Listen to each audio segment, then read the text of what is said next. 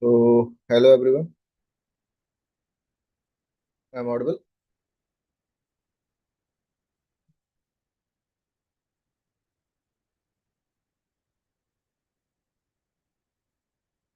How many of you have practiced for the last class? Like what we have done in the last class? How many of you have practiced or tried to write your code connecting with database and creating some APIs? What we have asked for the homework.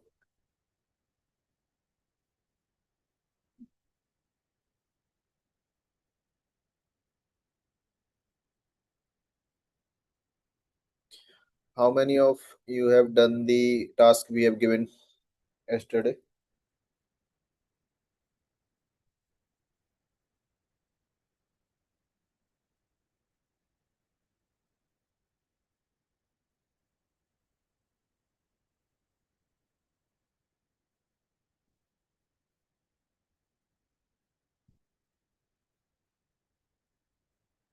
Everyone, please reply.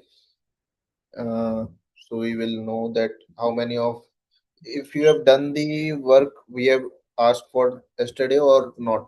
Yes or no?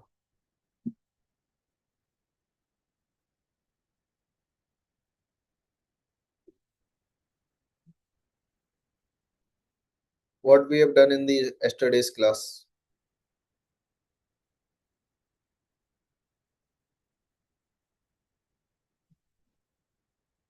Yeah.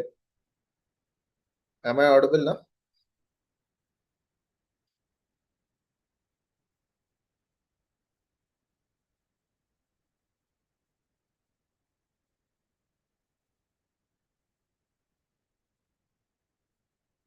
Am I audible?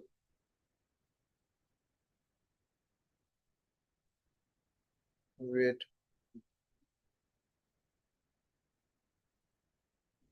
Okay. So what we have done? We have done a Spring Boot and Hibernate setup. Correct. So yesterday we have created our repository and entity. Correct. We have done something like we have created our entity. Using that entity, what we are doing, we are trying to connect our MySQL. We are trying to connect our MySQL. Clear? We have connected our MySQL using the Hibernate, and our Hibernate was running our queries. It is writing our query. We are just using our JPA repository. So for the JPA repository, what we have done inside the student service, correct? We have done these things yesterday. What we have done, we have used our services, and we have also connected our services to our repository, and those repositories are working with entities. So we have created an student entity yesterday. We have created an student entity, and inside this entity what we are doing, we are creating a table. So this is the table what we are creating using Hibernate. So how we will, there is a question like how we will connect our uh, Spring Boot program to our MySQL database. What are the steps? What were the steps we have followed to connect our MySQL database with our Spring Boot program? What we have done?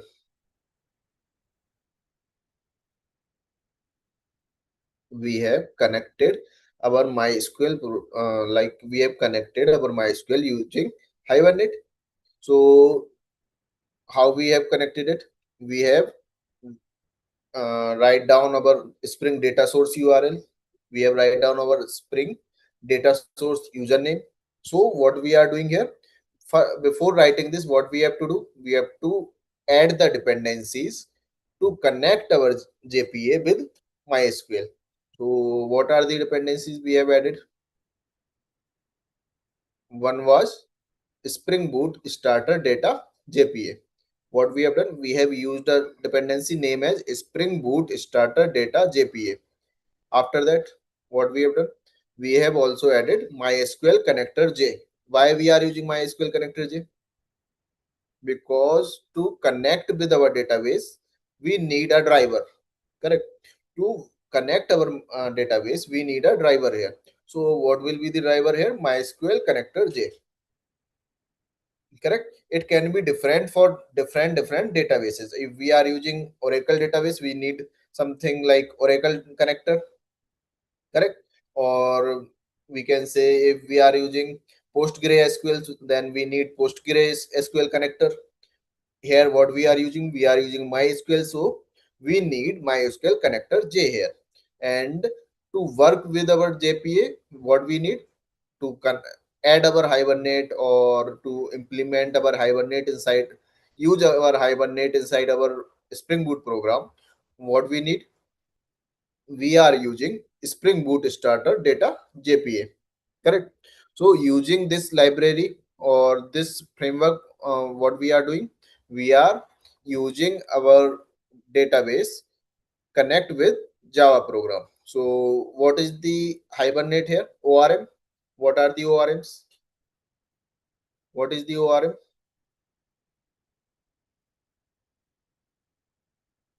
ORM is Object Relational Management. So what it does, it manage the relation between our Java objects and database. It manage relations between our Java object and database. Correct. So these are the things we have done yesterday inside student service. What we have done inside our student service, we have created some APIs. We have used some APIs, like we have created a student service. Here what we are doing, we are in this part, what we are doing, we are injecting our repository inside our student service class. We are injecting our student repository inside our student service. So which concept we are using here? We are using constructor injection. Correct. After that, what we have done, we have created an API for create a student, or we can say we have created an service for create a student here. So inside it, what we have done, we have created a student using the student data we got. And why we have created a new student here? Why we are not using this student directly inside our repository? Repository.save. We are not directly pushing this student here. Why? Because it contains ID or extra details what we don't want to push to our repository.save, because it will give us error. Currently we are not creating any DTOs here. There is a concept of DTOs we use to create, like response object, request object. To create them, we create separate classes for each. Correct. So here we are, but here what we are doing, we are directly using student class. So we cannot pass this student directly inside our save, because if it have any ID already, it will give us error. Because if that ID student is not found inside our database, it will throw us error. Clear. After that, what we have done, we have created a get student API where we are using repository dot find all. And here what we will get list of students. What we will get list of student here. After that, we have created get student by ID. We have used get student by ID. So here we are trying to find our user through ID. If it returns some data, we will return that data directly, or else we will return null here. So after that, we have delete student as well. We have created an API for delete student as well. So we are deleting this data by delete by ID here. So tell me one thing, if when we are creating this data, when we are creating this student, can user enters anything? Can user enters anything here? Like I will enter, this is our user, correct? So inside this data student, what I am trying to do, inside this data I am trying to do name equal to something like this. Inside age, what we have done, or we can say I have written P. For name, I have written P, and for age, I have written something like 16, or for city, get marks. For marks, I have written minus 199. So, can this data will be valid if we try to, if user try to put this data inside our form, or if user provide us this data, will this data will be valid or not? We are getting some invalid data here, correct? We are getting some invalid data here, because for the name he has written, they has written only one character. And for age, if we have a condition like we need a student with age 18 plus, then we have to provide this validation there. If someone is providing marks in negative number, we have to check for it as well. So currently what we are doing, we can push any data inside our database. If user entered something and it is valid for the data type, it can be pushed to our database, correct? So if we say inside age as well, someone had written minus 16, what we can do? Nothing. It will accept this as well. If someone has written our age as minus 16, our Java will accept this. Clear? So to avoid these things, what we use? To avoid these things, what we use? We use validation here. What we use? We use to avoid these conditions. What we use?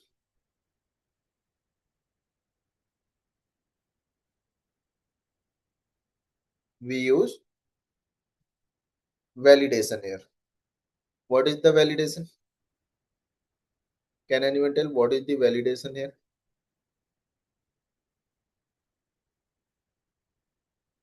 Yes, Rohan, Ayush.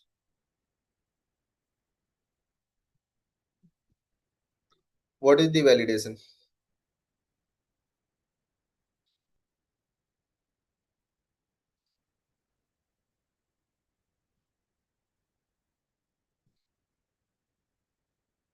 What it is?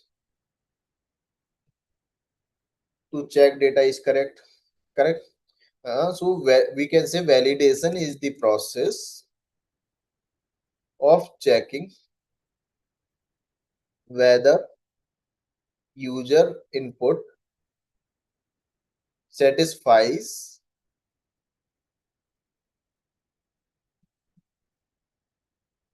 predefined rules before processing or storing it. So what is the validation? Validation is the process of checking whether user input satisfies predefined rules before processing or storing it. Why? If you are going for the, like a passport filling form, you are applying for a passport, and it have something like name is required, correct? It has something like name is required, then it has like mobile number is required, email is required, it should have email format, age must be greater than 18, or something like any kind of rule they can have, correct? So if any rule fails, our application get rejected. Exactly the same happen in software as well. So before writing anything, or before taking an input, we have to provide some rules, or we can say validations on the user side as well. So our system will not crash, or we will not store invalid data inside our database, correct? To prevent these things, we add some validation from the user side as well. How we can add these validation? We can say how validation perform. User input, user add some input here, we have some validation, and if validation passed, then it will store to our database. Correct?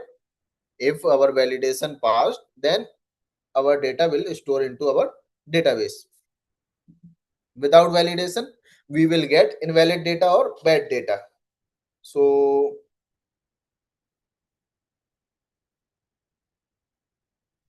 we can, add validation here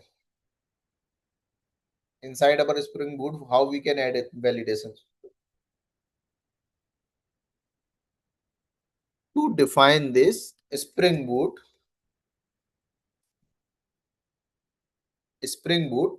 already provides validation.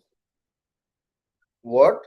Spring Boot already provides us validation. Like when we are doing MySQL directly, inside MySQL also we will be using like not null, unique, constraints. We are providing some constraints there. Correct? We are adding some constraints there.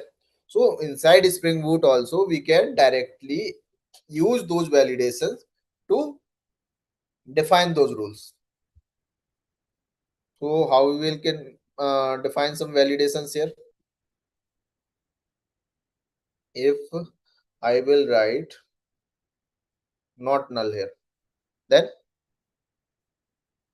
if we write not null here, then what will happen? It will make our name a required entity. If someone not providing name value here, it will throw us error. Or we can also add not blank. So what is the difference between not null and not blank? Not null will be like if someone entering null value here, and not blank will be like something like this. If someone enters value like this, so it will reject it. And for not null, if someone added null value, then it will be rejected. Clearly clear? So this is the difference between not null and not blank. Then what we have, like here inside our size, in if someone entered name as p, so it can be a invalid value. Correct? It can be an invalid value. So what we can do, we can also add some conditions like this: at the rate size, and inside this size we will provide minimum value. So I have written down the minimum 3 and max equal to 30. So if we provide our value like this, if we provide constraint like this, at the rate size min equal to 3, max equal to 30. So what it will do, it will check our name each and every time, that our name should have minimum 3 values or 3 characters, then maximum 30 characters. Clear? If someone try to enter the name like RA, then it will fail this condition. So it will return some error or it will throw some exception here. And we haven't added a value here, something like private and string email. Correct? If we have added some value like private string email, so we can also provide validation here, email. Inside our Java, or we can say inside our JPA, we already have a validation name as at the rate email. So if someone enters any invalid mail, it will return them error. What are the invalid mails? If someone returns something like this, so it will be an invalid mail. Correct? If until or unless, it will check that if someone haven't written something like this, or it can be anything. So if our email format is not in this format, our email is not in this format, it will reject it. Correct. So it should have some body before at the rate, it should have some characters before at the rate, it can have some characters after the at the rate, and also there should be something after dot. Correct. So this can be a validation for our email as well. So Java JPA already provide us email validation. So we doesn't have to write anything. We have to directly use at the rate email here, and it will provide us the email validation. Clear? Then what we have, if I will write at the rate min 18, and from where we have to import this min, we have to import this min from Jakarta validation constraints, and inside it I can write 18. So I have provided the minimum value, so it will always check that our age will be greater than 18. Then what we have, marks. So here what we can add, we can directly use max here, and here I will write 100. So our marks cannot be greater than 100. And for min, also we will provide something like this. We can also add two constant on over the single field. Over a single field, we can provide multiple constants. We can add multiple constants here. We can add multiple validations here. Clear? And if I make something like private integer or not integer, I will create a string mobile. Why I'm not creating a integer here? Because integer, uh, it will not fix, our mobile number will not fix inside our integer value. That's why we are using a string here. So how we can provide a validation for our mobile number? There can be something like regex pattern, or we can use something which we can use directly on our mobile number here. Hmm. So here is a method we can use, which is pattern. What is this pattern?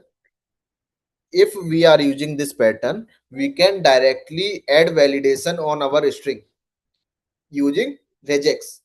Using regular expressions, what we can do, we can add validation on side on our string. So our mobile is a string, so our mobile data type is string. We can directly use this regex on our mobile. So what will be the regex for it? We have to write regex, regex expression. It is a short form for regex expression. Then what we have to add, or we can say it can be a regular expression, we can say. So for mobile number, how we can write, we can use XOR. Then our number should be from 0 to 9. Other than this, each and every number or character will be excluded from our mobile number. Other than these numbers, our mobile number exclude everything. After that, we can also provide size, how much size we need, inside it. So how we can provide the size, we can write our size like this, curly braces 10 and then dollar. So it will, so that our mobile number cannot exceed the length of 10.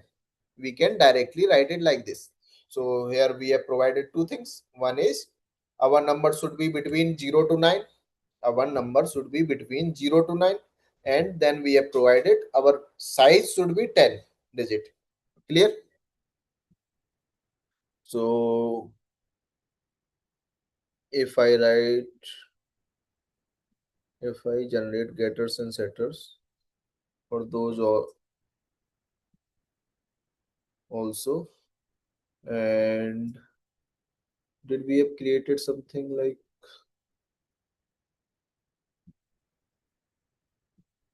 oh no, I will generate a constructor as well.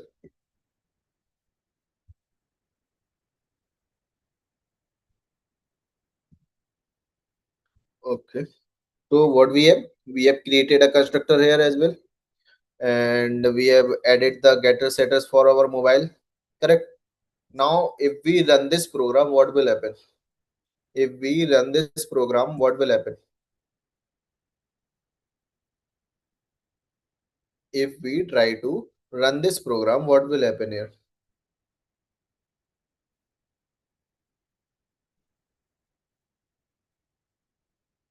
See, it has run a query on our table.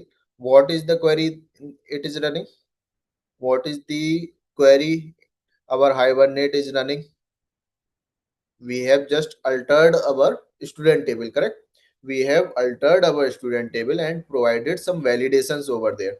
So what our Hibernate done, it added altered table students, add column varchar 20 to 55.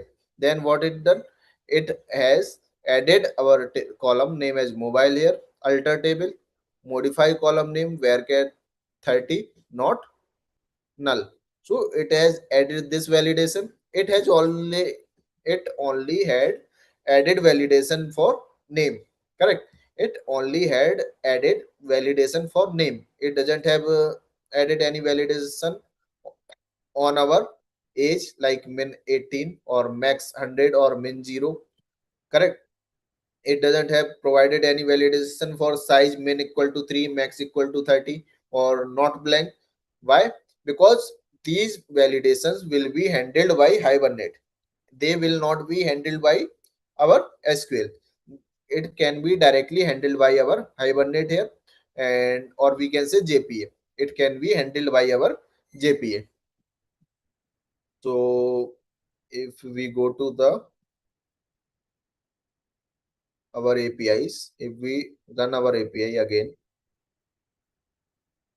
this is a post student API, correct? So see, now it has something different. We can say it have some different values here inside our request of slash students post API. What we are getting here inside our post API, what we are getting here, ID is 0, name is string, correct? Age is 18. It is already providing us some default values here. How? Because we have defined that our age should be minimum 18. So it is providing the age 18 city string, marks 100, because we have provided the max marks here 100. If I try to write 1000 here, and for email we will write something like this, and name should be anything, and age will be correct. For city I will write Delhi. Then I will try to execute this query. What we got? Internal server error. We are getting some error here, which is internal server error. Now let's check the console, or we can say we will try to check the console here. List of constraint violation. What we are getting here? We are getting list of constraints violation. What is the constraint violation here? First is must be less than or equal to 100. Property path marks. Our marks should be less than or equal to 100. Clear? So it is giving us some error that our marks should be less than or equal to 100. After that, if I try something like, if I write minus 10. Now, if we try to execute it again, what we will get? Must be greater than or equal to 0. what it is doing, it is showing us now error must be greater than or equal to 0. That means our validations are working correctly for marks. Correct. What are the constraints we have added for our marks? They are working properly here. See, it is not running any SQL query now. For now it doesn't edit or write anything inside our SQL. It doesn't call any SQL query here. It is directly checking this constant violation by JPA. Our JPA or Hibernate is directly checking for this constant validations here. Then if I provide something, now we will provide data like this, and instead of full name I will provide R, then execute. Now there should be an error. Size must be between 3 and 30. For what? For what? For name, it is showing us error. Property path name. What we are getting? We are getting size must be between 3 and 30. So we can see that our name validation for size, or we can say we have added this validation at the rate size min equal to 3 and max equal to 30 is also working correctly here. So if I write it again, and it is also correct. If we write something like 17 here, then it will also provide us some error. What is the error? Must be greater than or equal to 18. So if I write 20, it will work. Now what is the error here? Now check.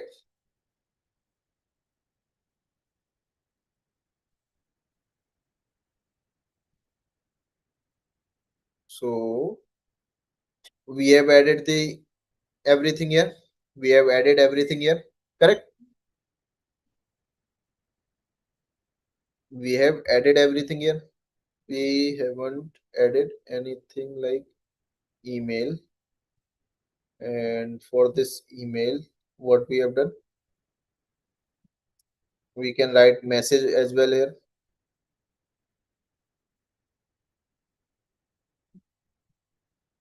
And for this I have to write message equal to invalid email. But why we are not getting any error for email here? Why it is inserting this value here? We haven't provided email here till now. Why it has inserted this value whenever we have provided email equal to string? It is not a valid mail. It is not a valid mail here.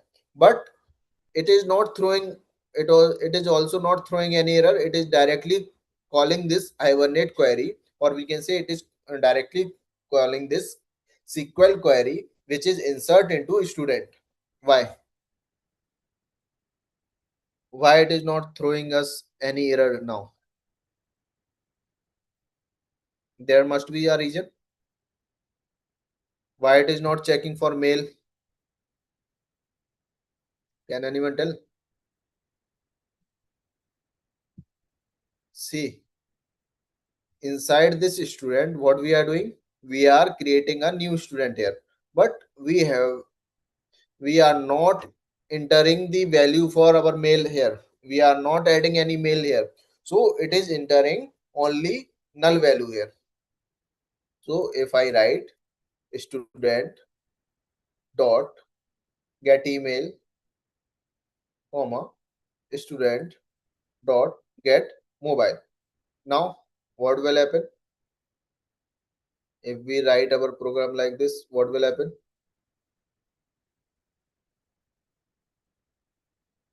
Now it will work correctly. Now it will throw us an error because we have also added student dot mail and mobile. So it will check it for now. It will check for our mail validation as well. It will check for our mobile validation as well. So if we restart our program, if we restart our program and then execute it again, now what we are getting? We are getting error here. What is the error? Validation failed for class property path email. What is the message here? Invalid email. We are not entering any valid mail inside our uh, query, so it is showing us an error. What was the error? It is invalid mail. Clear? If I change it for iOS and edit 22, after that I will provide some mail iOS at the rate gmail.com. But if I write number like phone number like this will throw us an error for number as well. What is the error? Like it must match this property, or we can say if we are adding something like this as well, then also it will show us error here. Clear? So if I write number,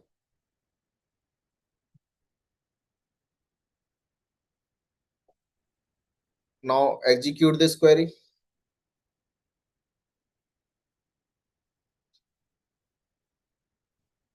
If we have executed this query, so we are getting our data insert inside our database. Our data is inserted into the database. Here what we see, we are seeing a new response body, and inside this response body our new student is created, which have id 4, marks 90, Delhi. I use everything is correct here. So if we try to get the list of our student using this, execute this query, what we will get? We will get this data inside our database. Clear? How validation works? How constraints we can apply using JPA? Is it clear?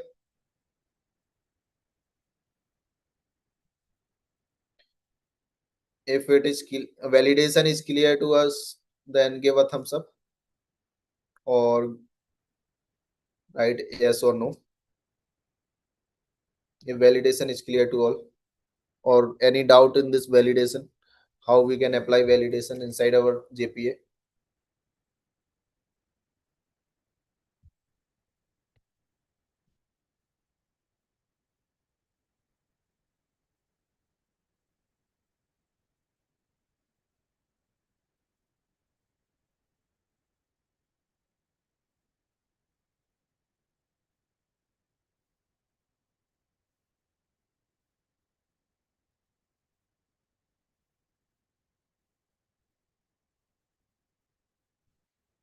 Clear?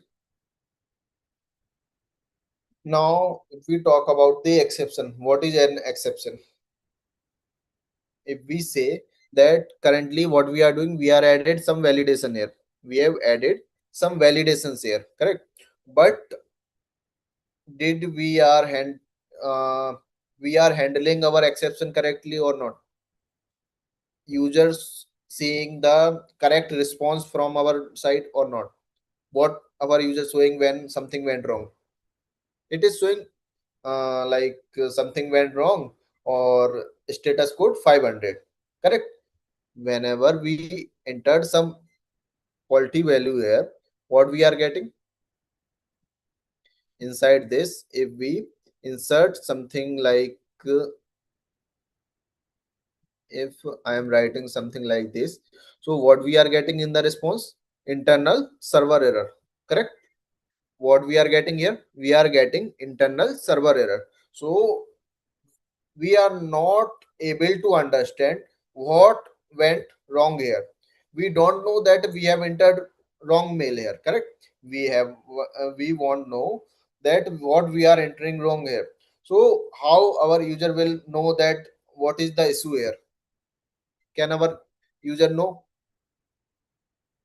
Till now, if we execute this query, what we are getting? We are just getting an error, which is internal server error. So we are not specific that or we are not clear that what type of error we are getting here. So to handle these things, we use exception. And what are the exceptions? Unexpected events. What are the exceptions? unexpected event like divide by zero, file not found, student not found, or some issue. Clear? We have also added some custom exception last time. How we will create some custom exception?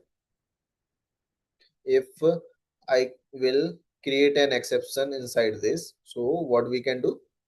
We will write a package here, which will be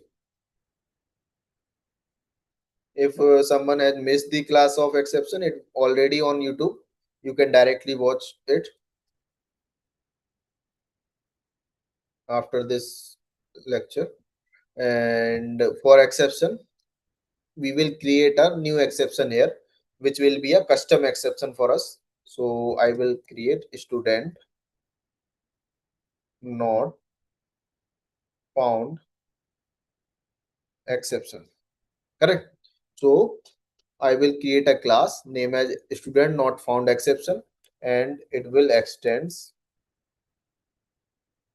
runtime exception, and we will create a constructor for it, public student not found exception, and string message. We will take a message from our user.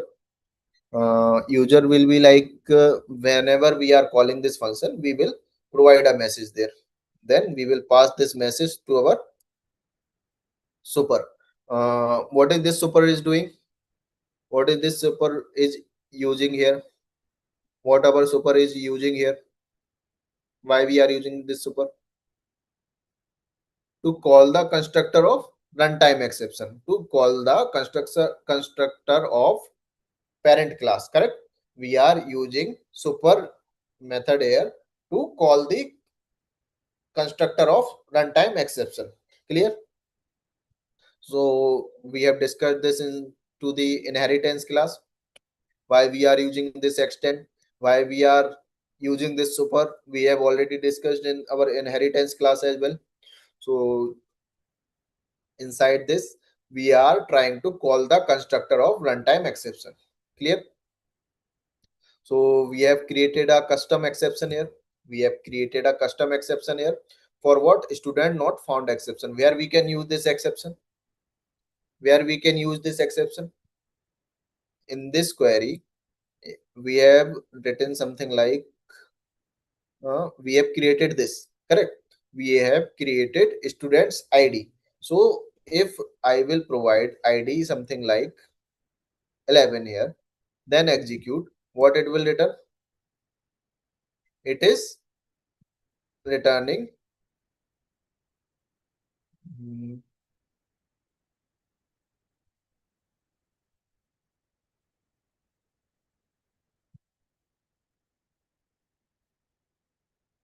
for now. If we write 11 here, what it is returning? It is not returning anything here. It is returning a blank response to us. It is returning a blank response to us. Correct? Why? Because inside this student controller, if we see in this get mapping, what we are doing? We are returning service.get student by id, and what our student by id has returned here? It returned null here. What it is returning? It is returning null value here. So how we can use this, our exception here? We will write else throw, and is in this else throw, what we will do? We will use a lambda function here. What is the lambda function we can say? What is the lambda function we can say? New student not found exception, and inside that I will write a message student not found. So I will explain what is the lambda function here we are using. On now I will make it like this. So what we are doing here?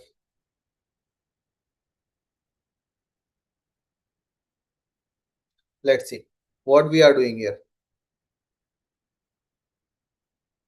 We are throwing our an exception. Why? Whenever we won't find anything for this find by id here. If we not found any value for our this id, what we will do, we will throw an error, or we will say we will throw an exception here. Which what will be the exception here? We will call a lambda function. What is the lambda function here? We are calling this empty brackets, then we are using this operator here, or we can say we are using this arrow mark here. How we will provide this arrow mark? Minus, then greater than marks. So we are creating a lambda function here. Here what we are using? New keyword. Why we are using new keyword? To create a new object of this student exception. Student not found exception. What we are creating here? We are creating a new exception of it, and we are throwing it. So it is a anonymous function we are using, or we can say a small anonymous function which we can write in a single line. So this is called as lambda function. Clear? Then if we run this again, and what will happen if we try to run this query again? Now what it is showing us? It is showing us status error, internal server error. Why? But inside this console, what we are getting? Student not found. What we are getting now inside our student, or we can say inside our console, what we are getting? Student not found. Previously it is failing silently. Previously it is failing silently here. So instead of null, we are throwing some meaningful exception using our exception handling. So in this, what will happen? If we have, suppose we have 100 controllers, we have created 100 controllers, need exception handling, correct? Each and every controller need exception handling. So can we write try and catch method 100 times? How we will handle this?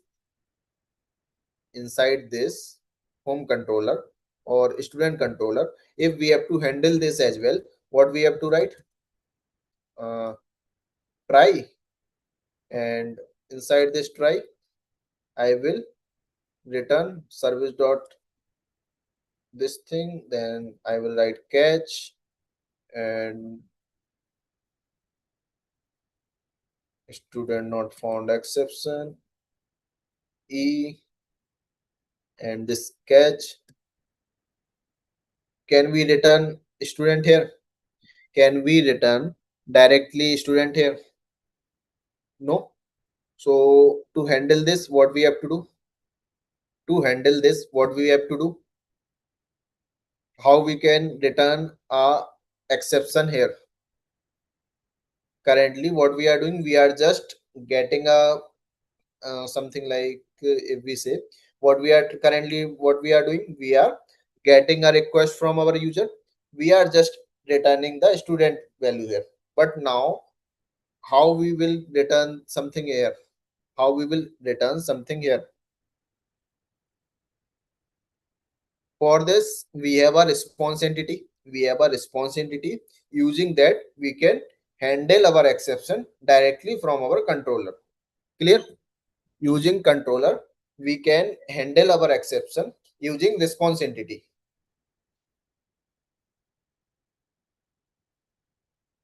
So if we say, for response entity, if we return it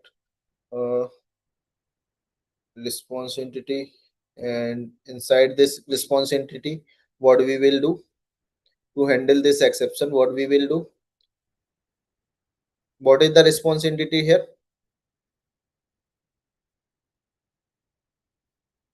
What is the response entity here? Response entity is like, uh, inside this we will provide some status here. So we can write http status. We have http status. What is this http status? Http status are something like to handle the queries, or here we will see there is some status code here, which is For error, we are getting response status is 500. For success, we are getting response status is 500.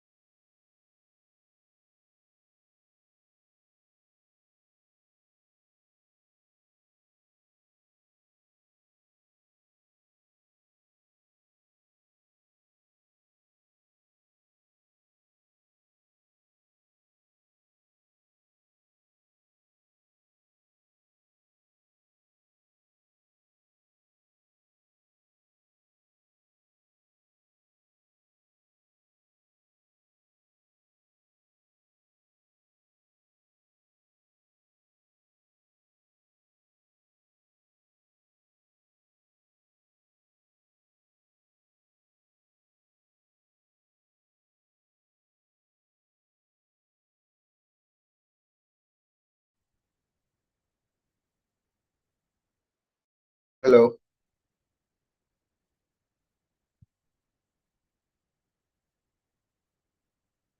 Am I audible?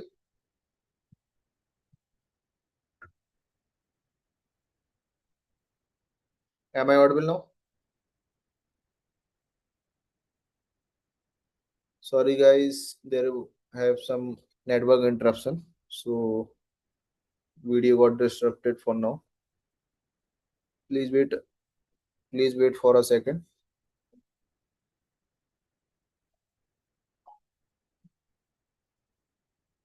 I will fix it.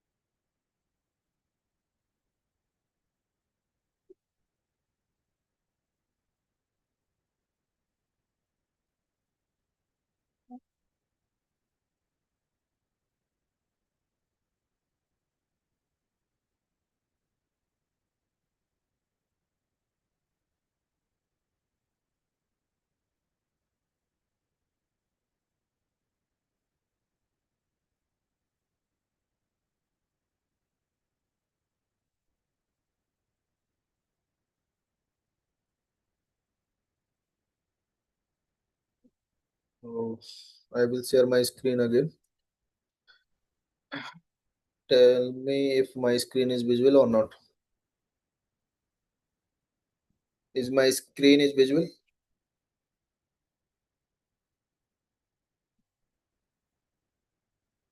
So where I got stuck, where video got stuck in the HTTP, correct?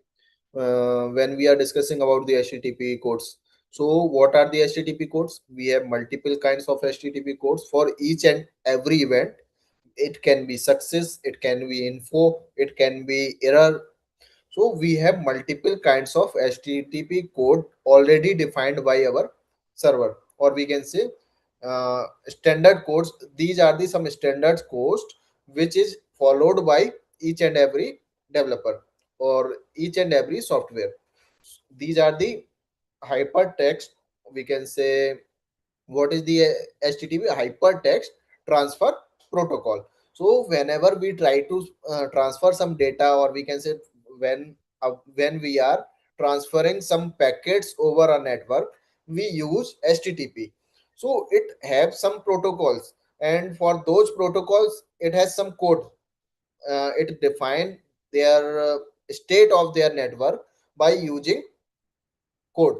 So like somewhere you have seen like 404, correct? Whenever you try to find a data which is not exist in some website, you see, or if we have to find a page which is not exist on a site, what it show? It shows 404 error. Correct? It shows 404 error. There can be multiple errors for our HTTP errors for our network connection. So if I write GitHub, and here I will try to write something random here. So what we see here, what I am trying to get a error, or we can say we are finding a page which is not existing, which not exist on the website or network. So what it will return? It will return us 404. Correct? So this is not the web page you are looking for. 404 error. Correct? So each and every website also have something like this. Each and every software following these HTTP protocols. So we also have to follow those protocols. Why we use those protocols? Why we follow those protocols? To provide a clear information what went wrong to our user. Correct? We use those protocols to handle the errors same in each and every website or software. So these are the some standard protocols we follow each and every time. For now, we were returning, if our request got success, what we are returning? We are returning okay, which is 200. If something goes correct or our API success, then what we were returning? 200. We are not using any other protocol for now. Correct? We are not using any protocol for now. What we are doing? We are just returning 200 if something goes correct. If something failed, we are returning 500 error. We are showing 500 error. What is the 500 error? Like if we go to the 500, what it is internal server error. That the exact error we are following if we entered something bad or we got some error on our server side. So it is called as internal server error. So we have multiple kinds of errors. If we say for the successful, we can say for the series of successful events, we have uh, status code from 200, from 200. It starts from 200 and end at 226. We can say inside it there is a 226, but it can last to 299. Correct? It can last to 299. From 300, what we get?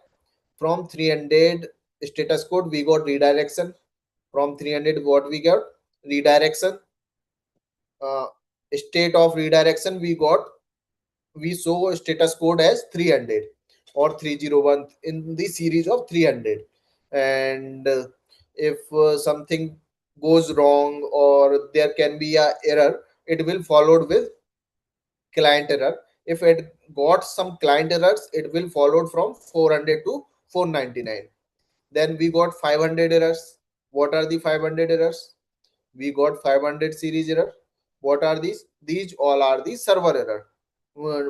Know the difference between client error and server error. Client errors are the errors which is created by client, or like if someone is trying to log in again and again and again with uh, invalid password, so it can show us are like too many requests or too many tries. So these are the errors which is followed by client. But if user is trying to find some file which is not exist in our server, it will throw us 404 error. So it is also a client error. If we got something wrong inside our server, we followed internal server error, or we can say we followed server error series which is start from 500 to 599. Clear? So that's how our HTTP status protocol works. So inside our Java we have HTTP status class, or we can say we have HTTP status enum. Here we have HTTP status enum. Enum is used to store the constant value inside our Java. Inside Java, we use enum to store the constant values like static values, or we can say constant values. We use enum for it. So for this continue, we have some value, we have some code information, then we have continue. So these are the some things we can use for our HTTP status. for now, what we will do, we will provide HTTP status here. So what is the HTTP status we use here? We will use not found. What I will use here? What I will use here? Which HTTP status we will use here? Why? Because we are finding a user which not exist in our database. So I will use HTTP status not found here. Then what we have to return for body? For body, what we have to return? We can return something like e dot get message, and it will show us error. Why? Because why it is showing us error inside body? Because we are inside the body, we are entering e dot get message, which is not accepted by this student. Why it is not accepted by this student? Because we have defined a return type here.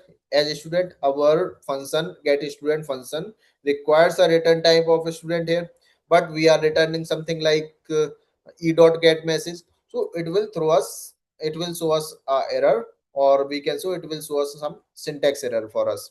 But how we will handle it for a student? How we will handle it? We will provide response entity. We will provide response entity here.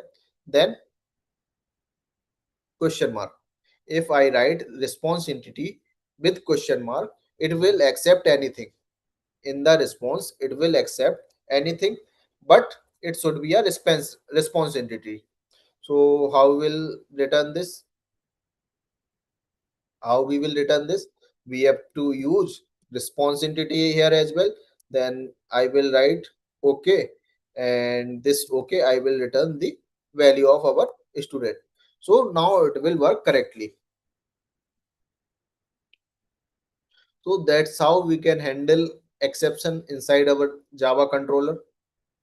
Now, if we try to run this program, what we will got? See the difference now, guys. See the difference now. What we are getting? We are getting response status is 404, and response body is student not found.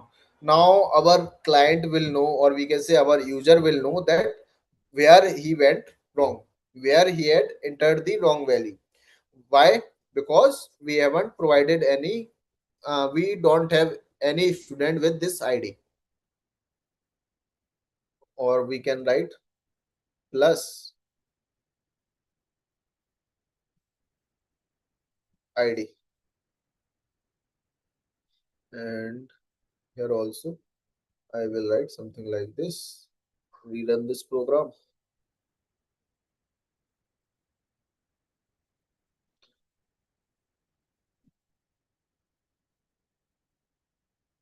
We can enter, we can also modify our response body for our need.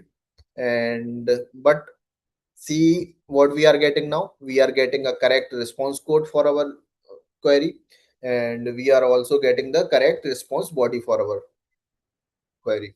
If I write 4, then execute it, it will return us a response body of 200. It will return the response code with 200, and it is returning the response body correctly.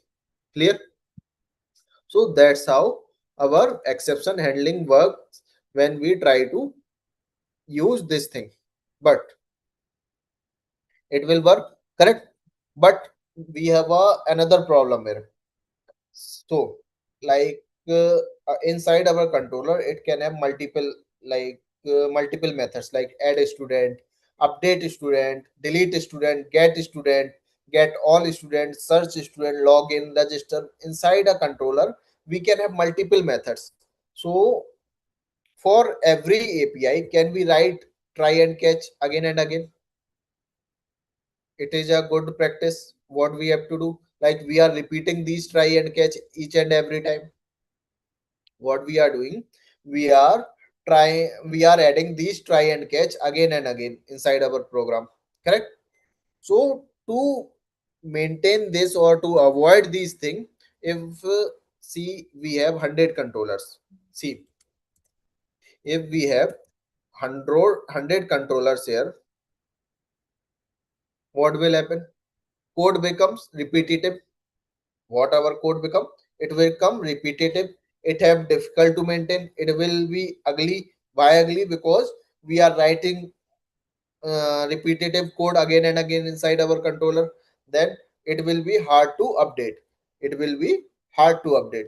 If we have to change something inside a single exception, we have to change it for multiple controllers where we are using that. So what we will do, instead of handling exceptions inside every method, what we can use, we will do, let's throw exception. We will throw this exception directly. How we will throw this exception? We are directly throwing this exception here, correct? Inside this student service, where is student service? Student service, what we are doing, we are already throwing this exception here, but we don't need to catch this exception here. Inside the student controller, we don't need to write the try catch again and again for each and every method here. How we will handle it? Then how we will catch it?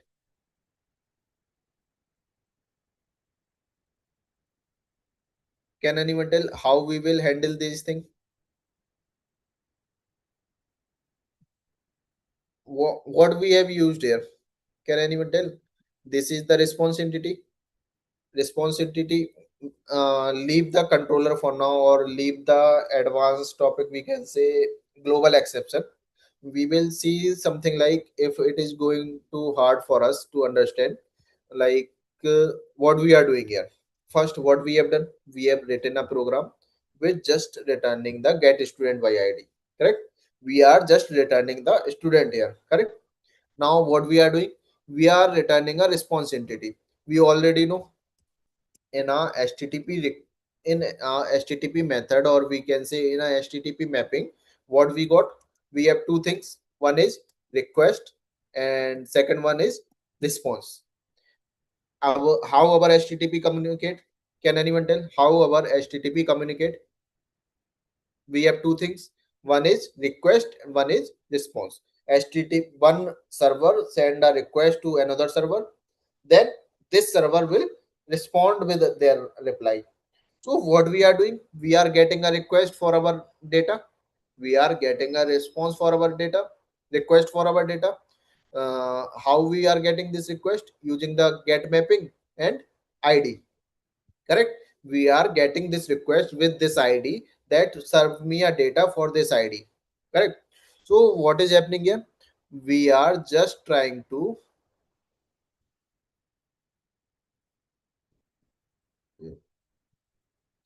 inside it, what we are doing, we are adding this get mapping.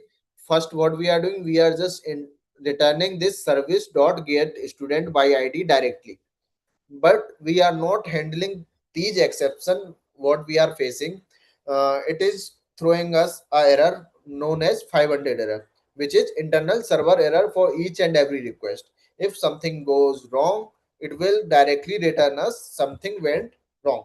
Clear? What it is doing, it is returning us something went wrong. So here what we are trying to, we have added a try catch method, but we cannot directly return the student here. Why? If we return the, if there will be a return type of student, we cannot handle our response. We cannot handle our response. uh, Other than student, we cannot return anything. So inside this body, to change this method, what we have used, response entity. We have used response entity here. And what this question mark means, what this question mark means, it means it can be a optional value, it can be anything. Like using this question mark, we can, in this try method, what we are returning, in this try method we are returning student, correct? In this try method we are returning student object, but inside this exception, what we are returning, string value. See the difference here. In this try catch, in this try method, what we are returning, we are returning the student object. and inside this catch, what we are returning? We are returning string value here. So to manage these two different types of return type, what we are doing? We are using this response entity with question mark. If we return our data with this question mark inside our response entity, we can handle multiple return types directly from our function. In this method, we can return multiple return types. So in first return, what we are returning? We are returning a student here. In second catch, we are returning a string value. How we are returning? So in this status, we are returning the HTTP status not found, or then we are providing some body. In this body, we are returning a message which we got from our exception with ID. So this is the difference between exception handle. This is how we will handle the exception. But there is another problem. If we have 100 controllers, then we have to write try and catch method in each and every method. Correct? If we have to handle this same response entity method, or we can say if we have to handle same exception, what we will do? We have to write the same thing here as well, try and catch method here as well. So we have to write try and catch each and everywhere. So it will create a repetitive code. It will We are repeating our try and catch method in each and every methods. So it will be like difficult to maintain, ugly, hard to update. So better approach क्या होगी हमारी? What will be the better approach for us? Instead of handling exception, what we will do? Inside every method, we will just throw the exception. We will just throw the exception, and we will create a middleware. We can say we will create a middleware who will catch those exception and return the correct response for our user. So how we will do this? How we can do that? We have a global exception. We have a global exception. So how global exception work? We have already created a custom exception. We have already created a custom exception here. Now how we will handle this global exception?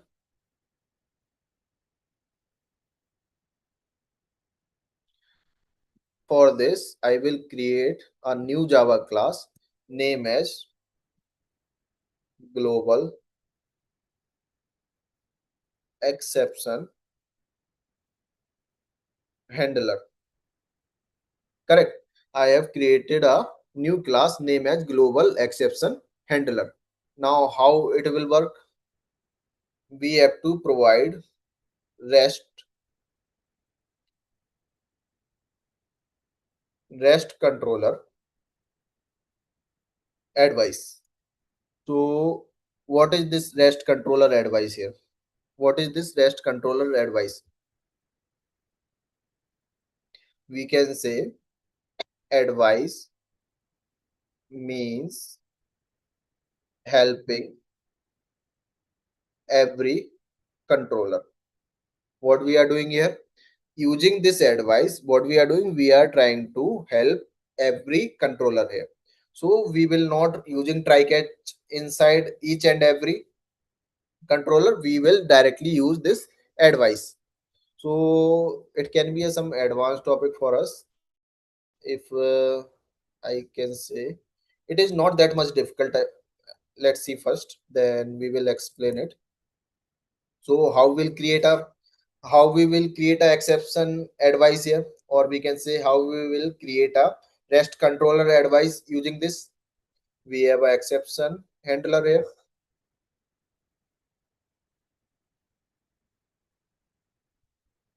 exception handler here, and inside this I will provide our student not found exception dot class. So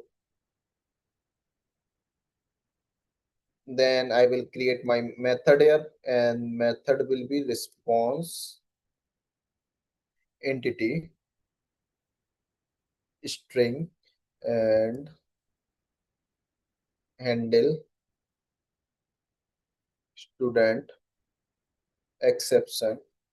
And inside this I will write student not found exception here. Ex Then we will return the value for response entity. Similarly, like how we have returned the response entity error inside our controller, we will write same thing here. And for this http status dot not found, then dot body, and this inside this body, what we will return, get message here. So that's how we will create a global exception handler. Inside this global exception handler, what we have done, we have created a exception handler for our this student not found exception dot class. So whenever any controller got this exception, what it will do? What it will do? It will just throw this exception or catch this exception automatically. Let's see. If I now remove this thing, if now I will remove this thing, I will, or we can say we will remove everything for now. Correct. And we will also remove this student. And here what I will return, I will return this same thing what we are returning before. What we are returning before, we will return the same thing here.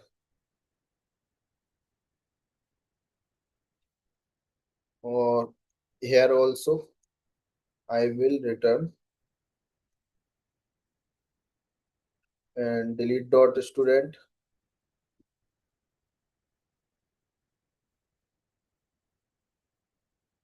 Hmm, delete by id. We will write try catch here as well.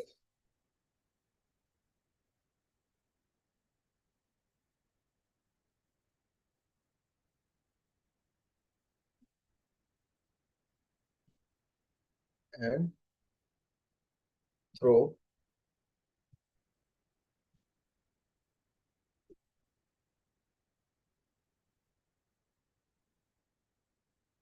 Correct.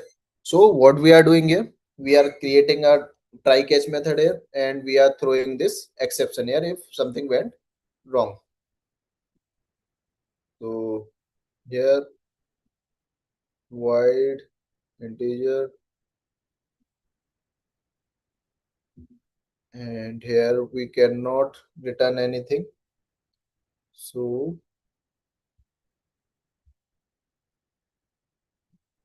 we will just make it like this. If our student will delete, student existed, student this id will exist inside our data, it will delete it and return the student deleted successfully. But if any exception occurs here, it will automatically catch by our this global exception. It will automatically catch by this our global exception here. So let's try this.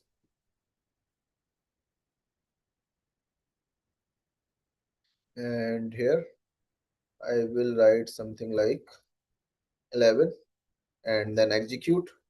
Now see this, we haven't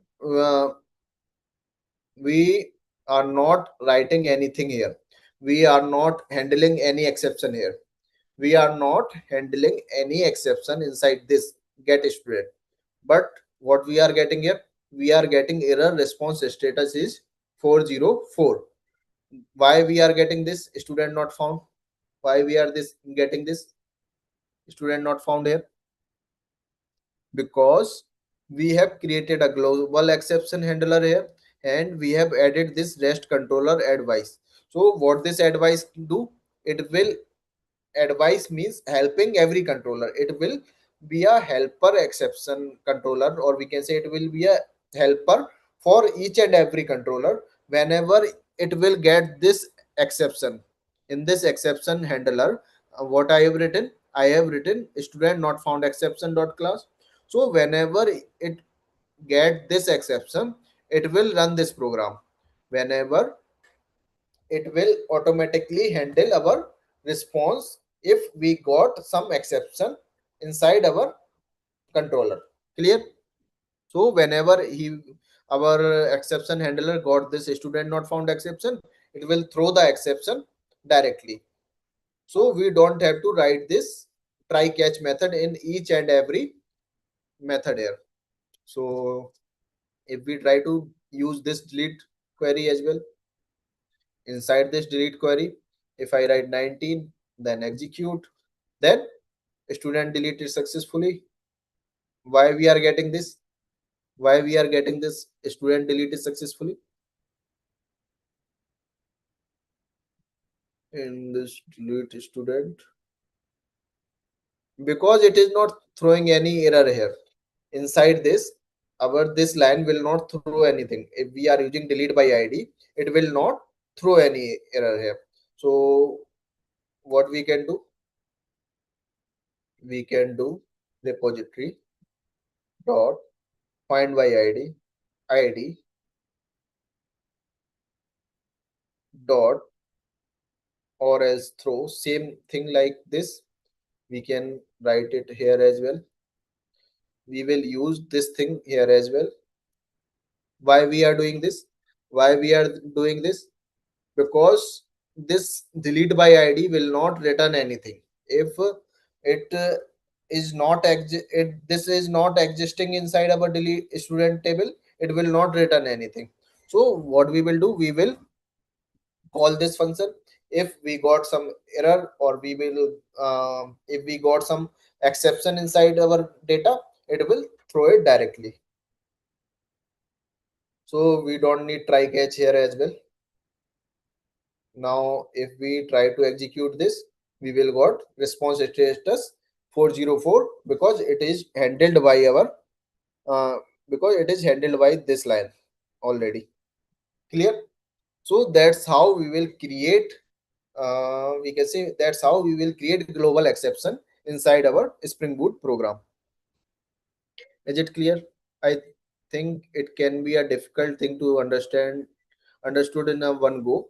You can like you can directly perform some operations on your program, or you will try to create some exception by own, then you will understand this thing better. So for example, you can take this code, or using this code you can create your own custom exceptions, or you can also create your own rest controller advice. Then you will understand it better. Clear? Any doubt in this? If something is not clear, how we will use this global exception handler?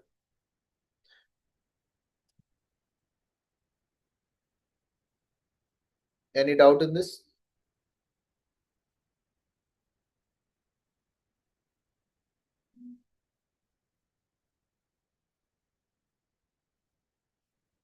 So this is for this is it for today's class. Like if we say in today's class, we have understood that we can remove our try catch from our controller as well. But there is something to understand, that we didn't stop using try catch. We simply moved the responsibility of our handling exception from every controller method to one centralized class. What we are doing here? What we are doing here? We simply move the responsibility of handling exception from every controller method to a single centralized class. We have created a centralized class which is global exception handler here, and we have shift that responsibility from our each controller or each method to this class. Clear?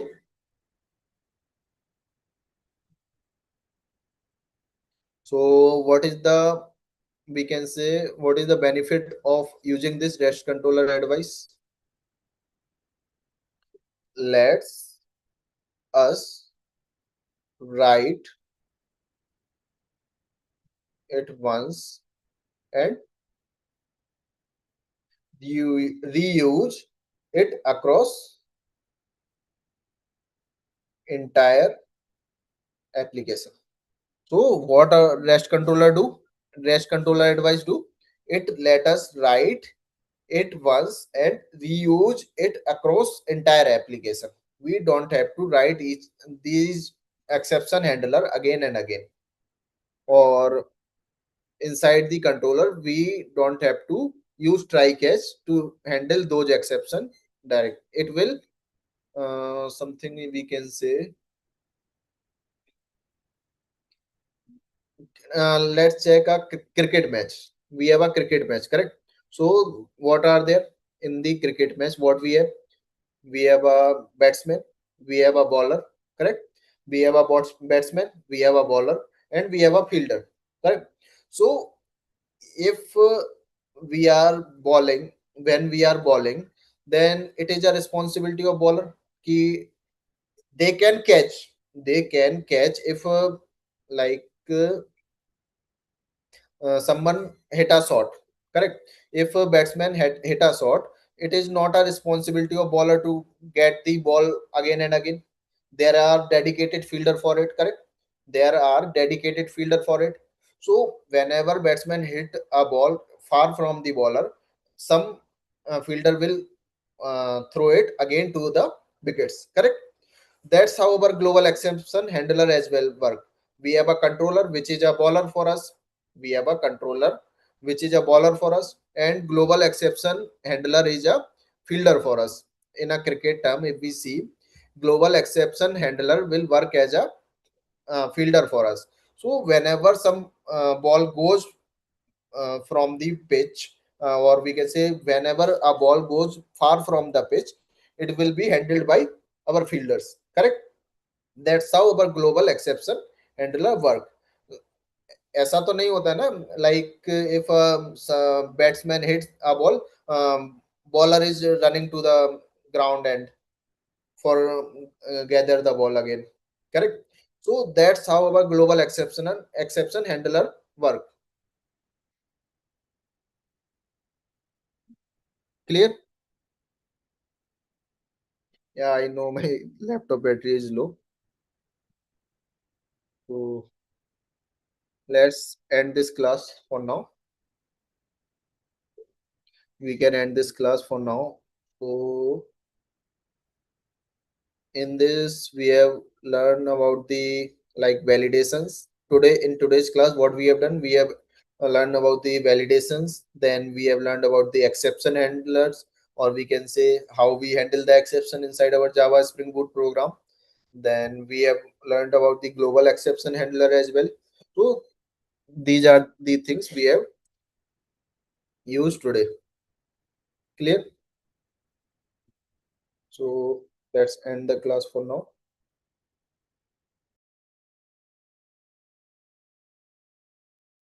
I know it can be difficult to understood everything in one go, because these are the topics we can say it has multiple things we have seen today, like global exception handler, response entity, and other things as well. So let's connect on the same time tomorrow. We will